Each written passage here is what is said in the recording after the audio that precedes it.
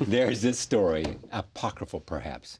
It reminds me of Steve Jobs in a garage somewhere with, it is that you two went to a dinner party and there were people there with a camcorder and they were all talking about how they could see other people's video and had no means to do that.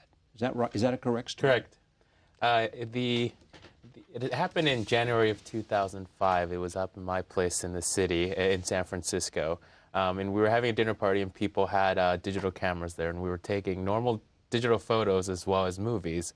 And when we tried to share the photos, we found it very easy to share the photos with one another. But when we tried to share the movies, we tried to email it back, but it just kept getting rejected, bounced back. We tried to upload it. And, people have different video types, video codecs that you have to download, different software.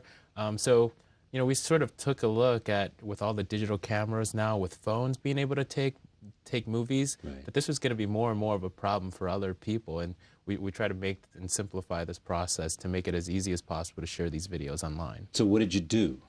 Did you leave that dinner party and say, all of us have jobs? Well, 3 of you, right? Yes. 3 of you, all from PayPal. That's correct. Correct. Yeah.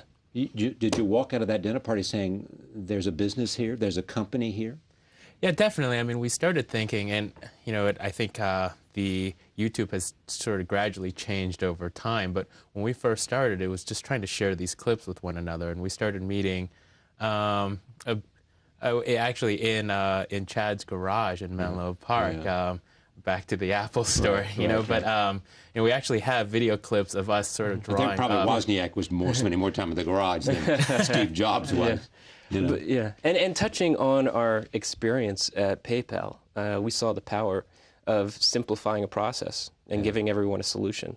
So in that case, being early employees there, we did that for payments, and we saw the same opportunity here in the video space. PayPal now owned by eBay? That's correct. Yeah.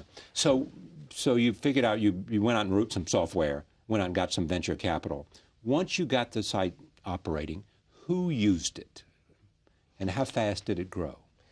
Well, initially, we started developing the site in February of 2005. By May, we had the initial version of the site up and running. Yeah. And it was just personal clips that we were using with our friends, and just the viral nature of what we created, the easy-to-use features, the ways that people could grab links and embed these videos directly into their blogs and websites, it spread. So by December of 2005, we had our official launch. We were up to over 300 million videos served on a daily basis, and now that's scaled within a few months to over 100 million. You went and got some venture capital money, too, from Sequoia or somebody. That's correct, yes. Yeah. With the number of people coming to the site, you obviously have something big here.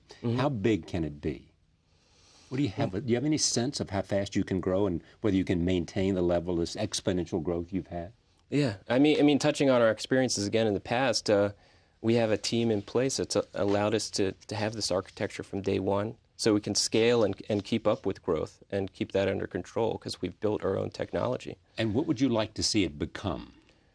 The world's great marketplace for your own videos?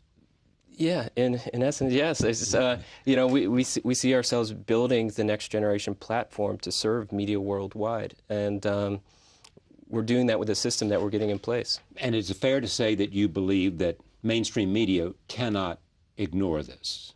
I mean, they have to pay attention.